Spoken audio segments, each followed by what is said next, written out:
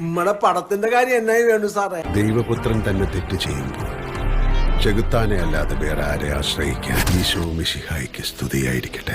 താത്വികമായ ഒരു അവലോകനമാണ് ഞാൻ ഉദ്ദേശിക്കുന്നത്.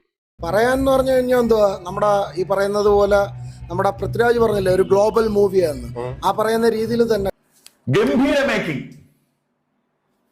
മലയാള സിനിമ ഇതേവരെ കണ്ടിട്ടില്ലാത്ത മേക്കിംഗ്. എന്നെ പൊക്കി പറഞ്ഞ് സോപ്പിടാനുള്ള പരിപാടിയാ കള്ളന്മാര്. ഈ പറയുന്ന പോലെ തമിഴ്, തെലുങ്ക്, കന്നഡ ആ രീതിയിൽ തുടങ്ങി മലയാളത്തിലോട്ട് പോണ്, ഹോളിവുഡിലോട്ട് പോയിട്ടില്ല, പിന്നെ ബോളിവുഡിലോട്ട് പോണ്. എന്തോ കുത്തി പറയുന്ന പോലെ എനിക്ക് ഫീൽ ചെയ്യുന്നുണ്ട് കേട്ടോ. കുത്തിയില്ലല്ലോ, കുത്താൻ പോണല്ലേ ഉള്ളൂ. ഈ പറഞ്ഞതിന് വേറൊരർത്ഥം ഇല്ലേ? കോസ്റ്റ്യൂം ഡിസൈനർ ലാലേട്ടൻ്റെ ആ കോട്ടുണ്ടല്ലേ, കോട്ട് സൂപ്പറാണ്. അഹങ്കാരം എന്ന് പറയുന്ന പൃഥ്വിരാജാണെങ്കിൽ അവനാണ് അഹങ്കാരം ശകലം കാണിക്കും. അതുകൊണ്ട് ഇതേപോലുള്ള ഒരു മനുഷ്യനെ കൊണ്ടൊന്ന് മറ്റേ പരിപാടി ചെയ്യണം. ഈ ലൂസിഫർ എന്ന് പറഞ്ഞ സിനിമയ്ക്ക് കൊടുക്കേണ്ട മര്യാദ ഈ സിനിമ കൊടുത്തിട്ടില്ല. മനഃപൂർവ്വമായിരിക്കില്ല, പക്ഷെ ഇതൊക്കെ അങ്ങനെ സംഭവിച്ചു പോയി. ക്ലൈമാക്സും പിന്നെ അതിന്റെ ടൈൽ എൻഡിങ് ഒന്നും അത്ര സുഖമായിട്ടില്ല. ശരിക്കും മോഹൻലാൽ ഫാൻസിന് ഭയങ്കര നിരാശയായിരിക്കും ഇതിന്റെ ടൈലന്റ് കാണുമ്പോൾ. വന്നു കഴിഞ്ഞ് കിടന്നും കുറെ നേരത്തേക്ക് എന്നെ കളിയാക്കി ചിരിക്കലായിരുന്നു. വല്ലാത്ത തലവേദന, ഞാനൊന്ന് കിടക്കട്ടെ.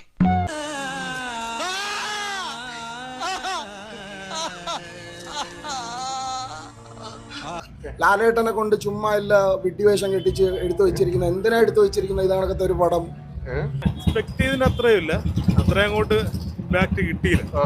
ഒരു തവണ നമുക്ക് പോയി കാണാനുള്ള ഒരു സിനിമ തമ്പുരാൻ. അത്ര ഇഷ്ടപ്പെട്ടില്ല, ലൂസിഫറിന് അത്രയും വന്നിട്ടില്ല. കുരിശുപള്ളി മാതാവേ, എന്ത് വേണ ചെയ്തോ, പക്ഷെ ദേഹോപദ്രവേൽപ്പിക്കരുത്. 5 ഡയലോഗാണ് ആ മനുഷ്യനെ കൊണ്ട് പറയിപ്പിച്ചത്. 5 ഡയലോഗ്. ആര് ഇന്ത്യൻ മലയാള സിനിമയെ ഉദ്ധരിക്കാൻ വേണ്ടി നടക്കണം പന്ന.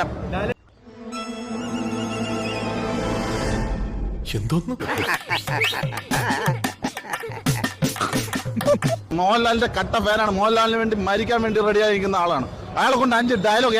ആര്യവൻ ഈ തള്ളലുണ്ടല്ലേ പൃഥ്വിരാജ്, എന്റെ പൊന്നോ, ഒരു കയ്യബദ്ധം നാറ്റിക്കരുത്.